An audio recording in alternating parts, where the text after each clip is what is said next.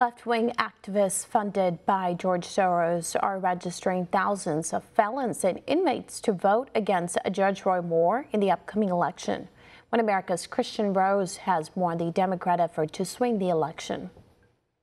Democrats are rushing to register tens of thousands of convicted felons to vote in the upcoming Alabama special election. They are hoping to swing the vote against Republican candidate Judge Roy Moore, who, according to the polls, is set to win the race in a landslide.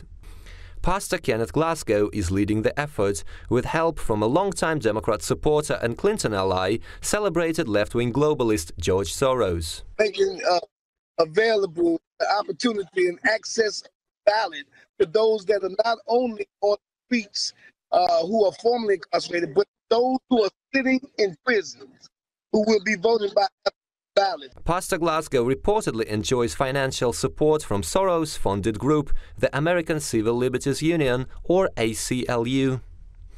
Glasgow is also former leader of the Free Alabama movement, which has a well-established membership amongst the state's prison population. Additionally, Glasgow is the half-brother of infamous Reverend Al Sharpton, a radical left-wing activist and a renowned Democrat fighting against what he calls voter suppression. Now they call you Mr. and then create laws and impediments for you to vote.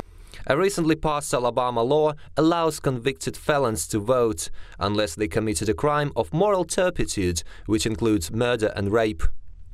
However, Democrat candidate Doug Jones previously advocated full voting rights be given to criminals, including those convicted for murder, rape and other violent offences. Glasgow claims last month alone he registered to vote between 5,000 and 10,000 people across Alabama who also happen to have never voted before. These are first-time voters, so they're not on the vein. They're not in anybody's voter file. These are first-time new voters. Glasgow openly admits his actions are aimed at turning Alabama into a blue state, or at least making it, quote, pink or purple. He is citing the recent gubernatorial election in Virginia as blueprint for his work.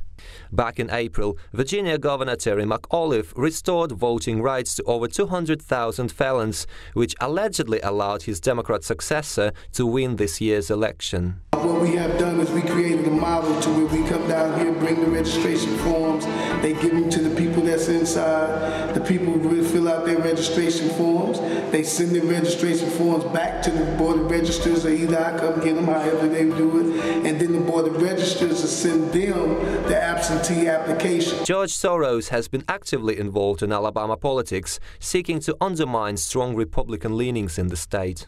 Among Soros-funded groups working to promote felon access to the voting ballot, a legal group, the Campaign Legal Center, a left-leaning Center for American Progress, and the website moveon.org. Needless to say, all these entities firmly oppose President Trump's agenda and reforms.